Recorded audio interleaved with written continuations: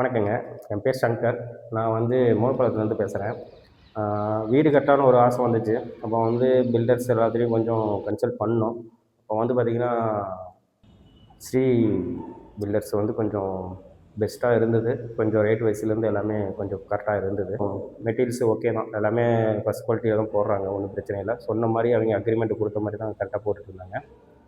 அதுவும் இல்லாம நான் கொஞ்சம் வெளிய அவுட்டர்ல வேலை பார்த்துட்டுருக்கிறேன். ஸோ, அதனால என்னால இங்கேருந்து கூட இருந்து பார்த்துக்க முடியாது.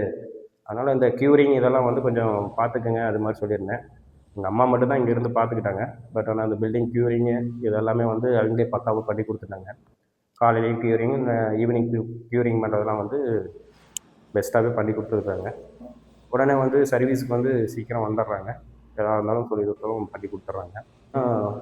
மஸ்ட்டு க்யூரிங் தான். ஏன்னா ஒரு பில்டிங்கில் வந்து எனக்கு கொஞ்சம் கன்ஸ்ட்ரக்ஷன் ஒர்க் தெரிஞ்சங்காட்டி நான் சொல்கிறேன். ஒரு பில்டிங் கட்டும்போது க்யூரிங் தான் பெஸ்ட்டு. அது வந்து கரெக்டாக க்யூரிங் பண்ணிக்கிட்டாங்கன்னா எந்த இதுவாக இருந்தாலும் நல்லாயிருக்கும். ஸோ அதனால் நான் ஃபஸ்ட்டு இம்பார்ட்டன்ட் அது கொடுங்க அப்படின்னு மாதிரி சொல்லியிருக்கேன். அதே மாதிரி பக்காவாக பண்ணி கொடுத்துருந்தாங்க. க்யூரிங்லாம் வந்து கரெக்டாக அவங்களே பண்ணிக்கிட்டாங்க.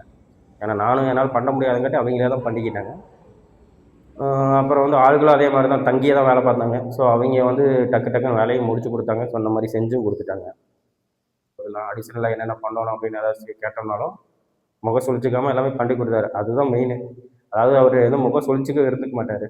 ஏதாவது நம்ம ஏதாவது சொன்னோம்னா ஒவ்வொருத்தர் வந்து நீங்கள் அதெல்லாம் கான்ட்ராக்டில் கொடுக்கல, இந்த மாதிரி இருக்குது அப்படி மாதிரி ஏதாவது சொல்லுவாங்க. பட் ஆனால் இவர் அது மாதிரி இல்லை, பண்ணிக்கலாங்க அப்படின்னு மாதிரி சொல்லிட்டு வண்டியும் கொடுத்துட்டாரு நிறைய.